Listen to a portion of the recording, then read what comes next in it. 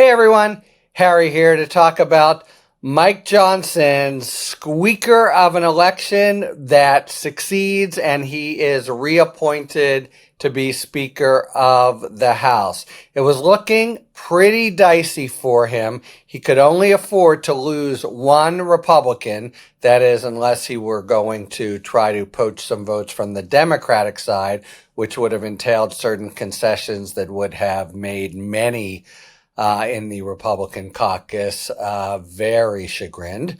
But so he went into a vote, and there were widespread reports that there were 3 votes against. And Trump worked the phones and called up 2 of the 3 tentative no's.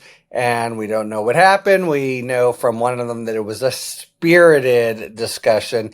Given Trump's MO, we can only expect it was a browbeating, head-banging, if you do this, you'll never work in this town again kind of discussion, or seriously, the potential of a primary challenge next time around and really having them isolated and against Trump.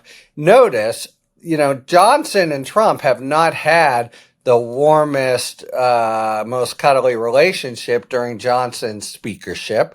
There were times at the end of the budget negotiations having to do with debt ceiling, which Trump wanted to raise now in order for it to be on Biden's watch rather than his, but Johnson couldn't secure enough support for that.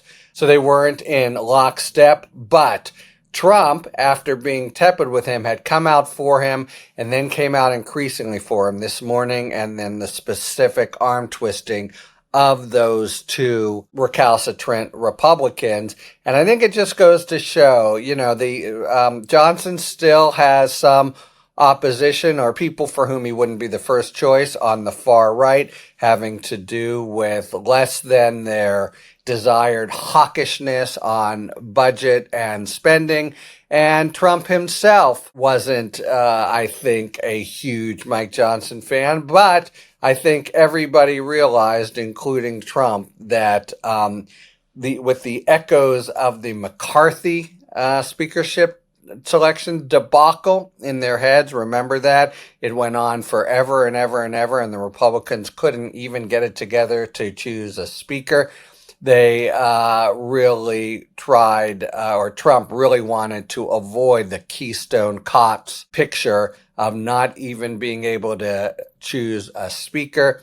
There was some doubt if Johnson weren't elected, whether it could affect Trump's certification on January 6th. Yes, remember that date when the vice president, Kamala Harris, is set to announce the votes.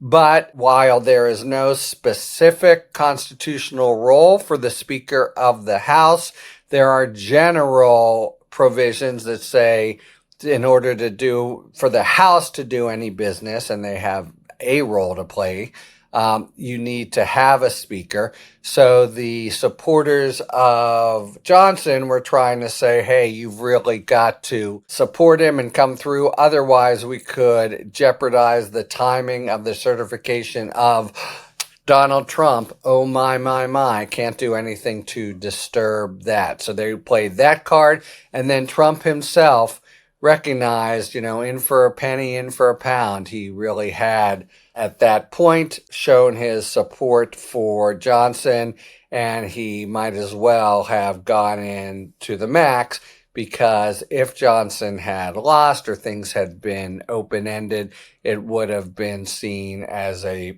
power failure on Trump's part and an inability for him to control the Republican caucus. So they avert that. They get it together enough to re-elect Johnson, who's going to be now the Speaker of the House, notwithstanding some suspicion or lack of affection among some of the MAGA far rights.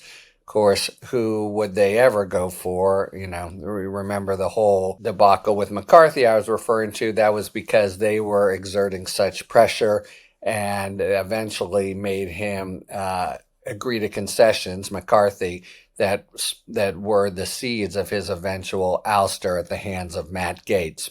Bad blood from which we saw reemerge as Gaetz' Attorney General nomination was derailed. But there was still that obvious rancor within Republican ranks, especially having to do with McCarthy and Gaetz personally. So they wanted to avoid at least that much of a debacle. Of course, the issue is, can Republicans govern? Do they have any proposals? So it's a nice start that they actually have managed to choose a speaker.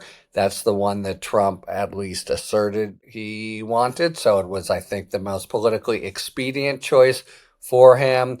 Whether the cards are now set for them to actually pass stuff, which you would think would follow in quick order on the heels of Trump's inauguration. You have a president, two houses of Congress. You would think boom, boom, boom. But Johnson's narrow election did reveal there remain some fault lines within the Republican caucus. They maybe show their head, or maybe Trump can enforce iron discipline, as he apparently did with the two Republican members who were disinclined to support Johnson, and Trump got on the phone and, harangued them in some fashion so that they came through.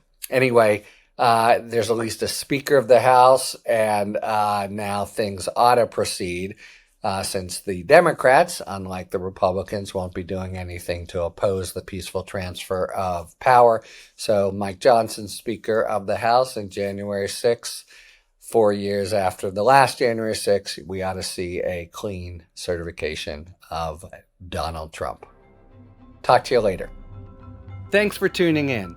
If you enjoyed this video and other Talking Feds content, please take a second to like and subscribe. Talk to you later.